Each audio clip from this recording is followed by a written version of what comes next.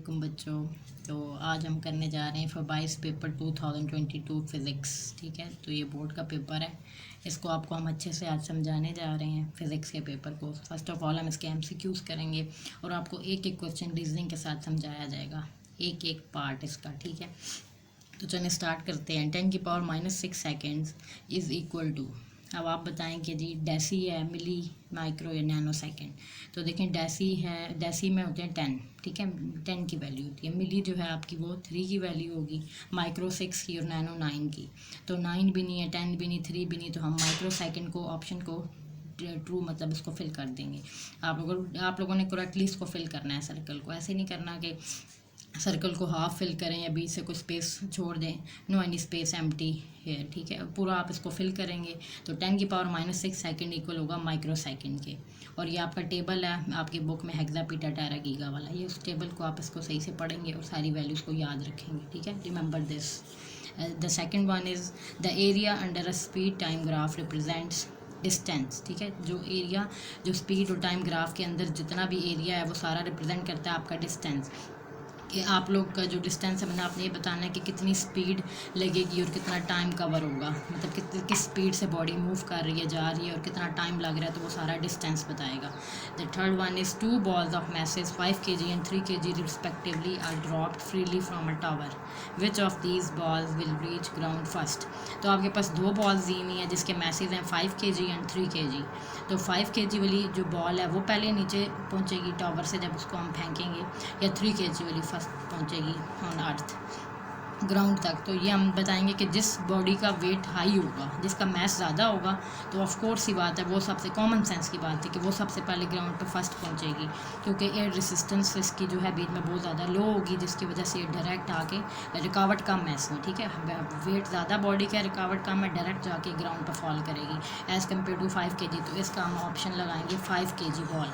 Same भी नहीं होगी, सेम टाइम में भी 3 kg बॉल भी नहीं, both will escape the gravity भी नहीं। तो 5 kg ball is the correct option. The fourth one is momentum measures the quantity of dash in a body. Momentum आपके पास ये है कि क्या मेजर करता है, quantity of dash in a body, तो क्वांटिटी ऑफ मोशन। मोमेंटम हमें body के मोशन के बारे में बता रहा है। ठीक है, कि बॉडी किस तरह मूव कर रही है, बॉडी की मूवमेंट की पोजीशन, वो सारा कुछ क्या है, तो उसके मोशन जो होगा वो मोमेंटम बताएगा। मोमेंटम का फार्मूला भी यही है, mass into velocity is called momentum. मतलब कि वो मोशन आपको बता रहा है कि बॉडी का मैस और उसका जो वॉल्यूम है उसका मोमेंटम क्या होगा, तो उसका मोशन आएगा। अ force of 20 Newton acts on a body of mass 8 kg, the acceleration produces will be. अगर एक फोर्स आपको दी हुई है 20 न्यूटन और एक आपको मैस दिया हुआ है 8 kg, by applying Newton second law formula जो है वो लगेगा F=ma। फोर्स आपको गिवन है, मैस आपको गिवन है 8 kg, एक्सीलरेशन निकालनी है, आप फोर्स लिखें इस तरह, आप कर लें इसको, आप इधर लिख लें इसको F=ma, Newton second law formula apply करेंगे। ठीक है, फोर्स आपके पास दी हुई है 20 न्यूटन, मैस आपके पास है जी 8 kg, एक्सीलरेशन। अब इधर से आप एक्सीलरेशन निकाल लें, इस 8 kg को इधर डिवाइड कर दें, और जब आप इसको डिवाइड करेंगे, कटिंग करें, तो यू गेट 2.5 मीटर पर सेकेंड स्क्वायर। ये यूनिट है मीटर पर सेकेंड स्क्वायर एक्सीलरेशन का। तो 2.5 आपका करेक्ट ऑप्शन होगा।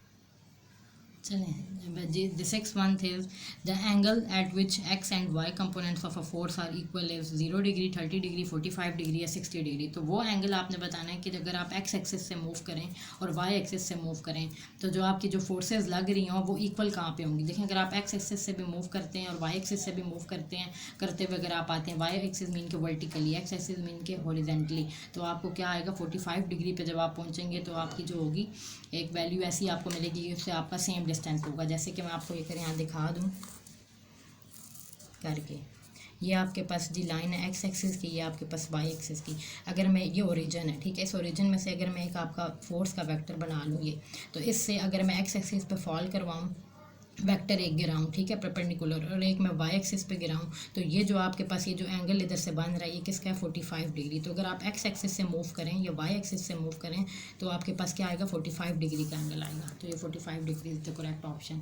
The seventh one is a force of 100 newton is applied perpendicularly on a spanner at the distance of 10 centimetre from a नट।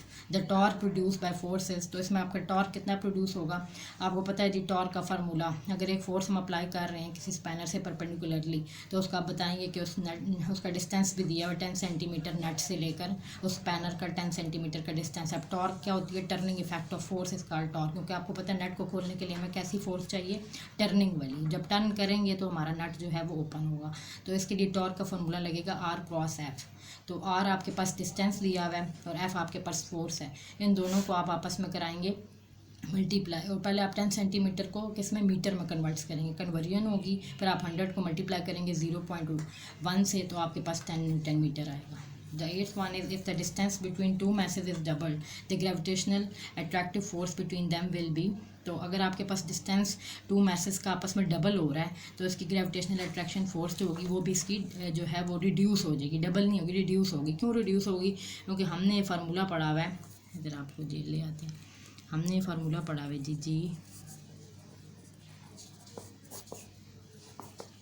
ये हमने फार्मूला पढ़ा है डिस्टेंस, अगर डिस्टेंस का स्केयर होता है, ठीक है। अगर हमारे पास डी है तो डिस्टेंस का स्केयर, ये हमने फार्मूला आपने पढ़ा होगा ग्रेविटेशनल फोर्स का, ठीक है, 9th में। ये आपका यूनिट नंबर 5 से रिलेटेड है। मैथ्स 2 मैसेज दिए हुए हैं और इसका डी स्केयर है, ठीक है, डी स्केयर। और आपने क्या बताना है, इसका डिस्टेंस और message double gravitational attractive force. तो ये अब आप इसको बताएंगे जी इक्वल टू, अगर आपके पास हो जाएगा जी ये M1 M2 है, और अगर डिस्टेंस की जगह आप वो कह रहे हैं डबल कर दें, इस डिस्टेंस को अगर आप डबल कर देंगे, ये देखेंगे इस डिस्टेंस को आप डबल कर दें तो मैं आपको दिखा सकती हूँ, ये देखें, तो ये 2D का स्केयर कर दें तो आपके पास 4D स्केयर, मतलब कि आपके पास ये जो M1 M2 divide by 4D square हो जाएगा। 4 का क्या मतलब है, मीन के क्वार्टर, तो 1/4 जो है ये आपका रिड्यूस होकर क्वार्टर हो जाएगा। अगर आप इसको डिस्टेंस डबल कर देंगे तो फिर आपके जो टू मैसेस के दरमियान का डिस्टेंस है वो रिड्यूस हो जाएगा क्वार्टर में, 1/4 में। तो the 9th one is 1 horse power equal to, तो 1 हॉर्स पावर आपके पास इक्वल होती है 746 वाट के, ठीक है। ये आपने वैल्यू है, फिक्स्ड वैल्यू, ये आपने सेम एडिटिव याद करनी होगी, ठीक है। The third one is a rock weights 25.7 newton in air and 21.8 newton in water, the buoyant force of water is. तो ब्यूएंट फोर्स जो है वाटर की वो क्या होगी, इसका फार्मूला आपके पास थी, वेट जो है रॉक, वेट एयर का, उसमें से आप माइनस कर देंगे वेट इन वाटर। तो वेट एयर का 25.7 न्यूटन, जब इसमें से आप माइनस करेंगे वेट इन वाटर 21.8 न्यूटन, तो यू गेट 3.9 न्यूटन, ठीक है। तो ये आपका ऑप्शन 3.9 न्यूटन, आप इसको सॉल्व करें और देखें यही आएगा आपका आंसर। 11 पार्ट है जी इसका, 11 water has maximum density at, water की मैक्सिमम डेंसिटी कब होती है, किस टेम्परेचर पे, 4 डिग्री सेल्सियस पे। ये सेम वैल्यू आपको याद करनी होगी, ठीक है, सेम वैल्यू है ये, इसको आपने आगे पीछे नहीं कर सकते। तो ये 4 डिग्री सेल्सियस पे वाटर जो है उसकी मैक्सिमम डेंसिटी होगी।